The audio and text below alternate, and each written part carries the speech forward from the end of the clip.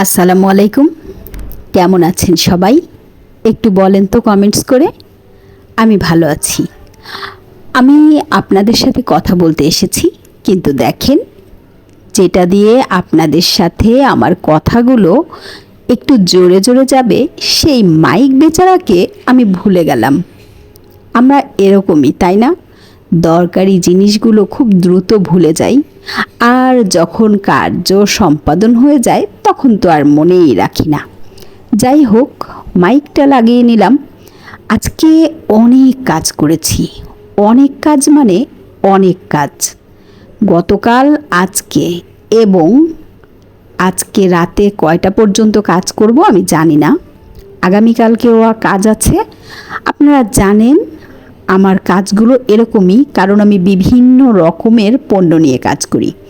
আমি একটা কাগজে আমার অর্ডারগুলো লিখে রেখেছি। একা হাতে যেহেতু আমাকে এগুলো সামলাতে হয়, আমাকে এগুলোকে শিটে তুলতে হয়। শিটে লিখতে গেলে আমার একটুও লিখতে ইচ্ছে করে না। কেন জানেন? কারণ কম্পিউটার অথবা মোবাইলে টাইপ করতে করতে এখন কলম আমার শত্রু হয়ে গেছে। কলম আমার আঙ্গুলে খুবই ব্যথা লাগে ধরে লিখতে গেলে। মনে হয়, আরে বাবা, একটা জাদুর কলম যদি পেতাম কি ভালোই না হতো।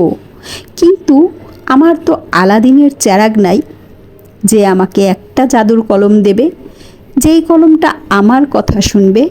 আচ্ছা, জাদুর কলম হয় না কেন বলেন তো? আমার খুবই ইচ্ছে একটা জাদুর কলমের। আমাকে অনেকে পরামর্শ দেয়, টাইপ করার সময় স্পিকারে বললে, মানে মুখে কথা বললে সেটা হয়, কিন্তু সেখানে আবার আমার সমস্যা হচ্ছে, মানে লিখতে ভালো লাগে, সেটা আবার টাইপ, কিন্তু কলম খাতায় না। আমি আজকে কাজ করেছি হেয়ার প্যাক, ঝিনুক পিঠা, ডালের হালুয়া, এগুলো এখনও করব। হেয়ার প্যাক রেডি করে তারপরে আপনাদের সাথে গল্প করছি। আর হচ্ছে, এখন আমার পিঠার শিরাটা বানানো হয়ে গেছে, আর বাকি আছে ডালের হালুয়া, আচারের প্যাকিং বাকি আছে, অনেক অনেক অনেক কাজ বাকি আছে। তার ভেতরে একটু মজা করতে চলে আসলাম আপনাদের সাথে। আমার অনেক ভালো লাগে কথা বলতে, মানে সেই ভালো লাগে। তো আপনাদের সাথে এই যে একটু গল্প করলাম, এটা আমার এনার্জি, এটা আমার ভীষণ ভালো লাগে। আমি কথা বলতে অনেক অনেক অনেক অনেক বেশি ভালোবাসি।